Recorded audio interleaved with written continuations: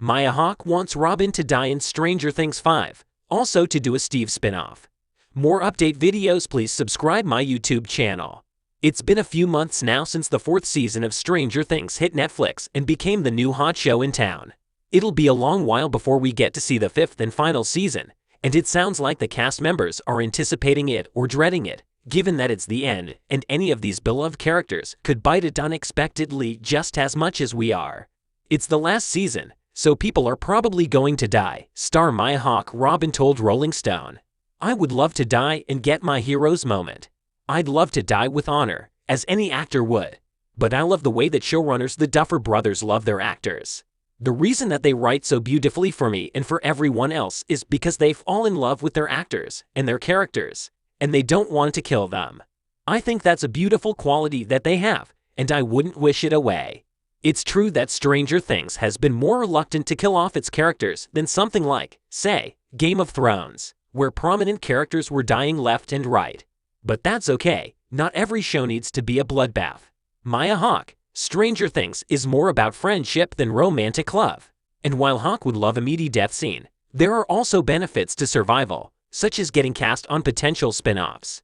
For instance, Hawke would be down to do a show with Joe Keery, who plays Steve. He's so funny and wonderful and smart, and he's got great boundaries, she said. He's an excellent co-worker, and I would do anything with him. Robin and Steve have become one of the show's most beloved dynamic duos, although it's purely platonic. The 4th season teased a possible rekindling of romance between Steve and Nancy, although Hawke is fussing over it. I personally think that the thing that's so beautiful about the show, it actually has never really been about romance, she said. People are always shipping characters in that show, but really that show's about friendship. There's such an overemphasis in media that we consume about romantic love, and it being the ultimate destination that we're all supposed to arrive at. Find this one perfect person, and then everything's good and the story's over. Part of me would ship it way more if the story wasn't ending, but there's something about our female heroes always getting endings, which is them finding the right guy that I'm super over. It's highly unlikely that Eddie Munson will return for Stranger Things 5. So talked above about Stranger Things being reluctant to kill characters. We could go further and say that it also likes to bring back dead ones. The big example there is Jim Hopper, who got a big death scene at the end of Season 3 only to get a big arc in Season 4. And that brings us to Eddie Munson, who was introduced in Season 4, developed a huge following, and was then killed off.